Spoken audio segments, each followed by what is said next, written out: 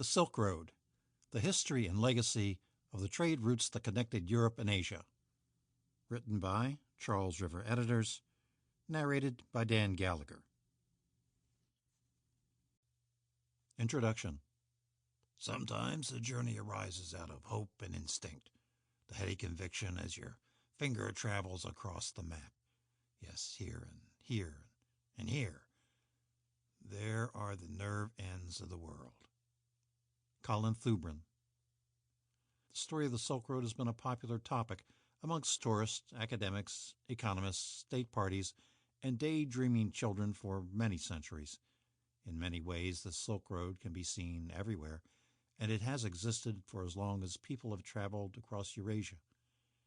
Its impact is widely felt among the diverse peoples who live on the continent through the unique regional art and architectural styles, as well as in countless films, books, academic studies, and organized tours devoted to the ancient trade routes. At the same time, however, the Silk Road is an entirely abstract invention, first coined by the 19th century geographer Ferdinand von Richthofen. There has never existed a single route, let alone a road, that was used to transfer goods, nor was silk the primary commodity traded across Eurasia.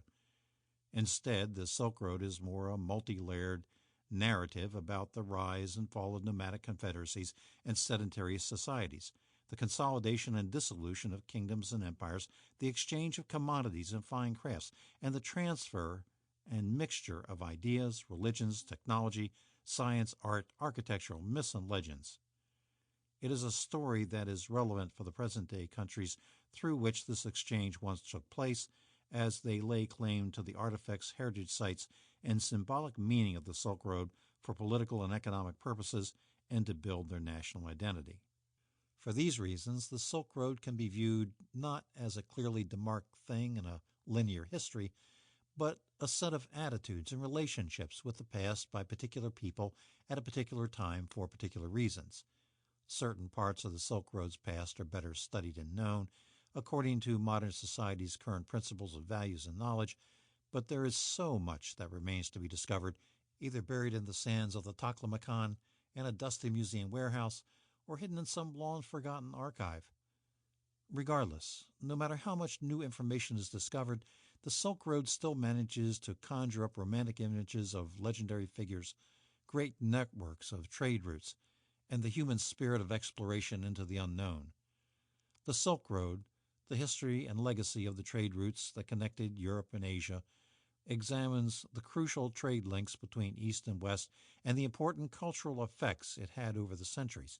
Along with pictures of important people, places, and events, you will learn about the Silk Road like never before, in no time at all. Chapter 1. Empires and Nomadic Confederacies. The earliest trade and communication along the Silk Road occurred not through the market-led aspirations of local communities, but through a demand for rare and exotic resources by the ruling elites of nomadic tribes and sedentary empires. China was, and continues to be, the dominant power in East Asia, and between the 7th century BCE and 1st century CE, the relations of the Chinese imperial court with their nomadic neighbors set the foundation for the growth of the trans-Eurasian trade.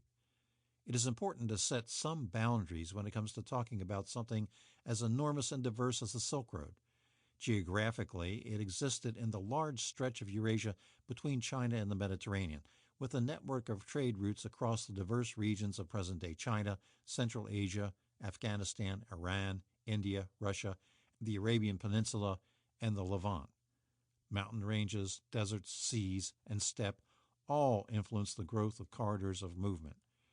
Some key locations in Eurasia feature heavily in the history of the Silk Road and are worth individual descriptions.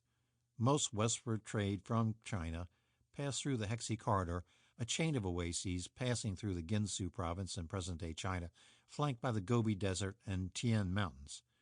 This corridor opened into the Tarim Basin and eventually the Taklamakan Desert in present-day Xinjiang.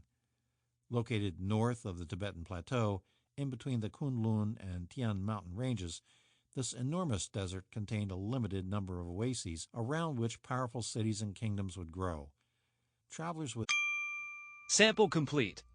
Ready to continue?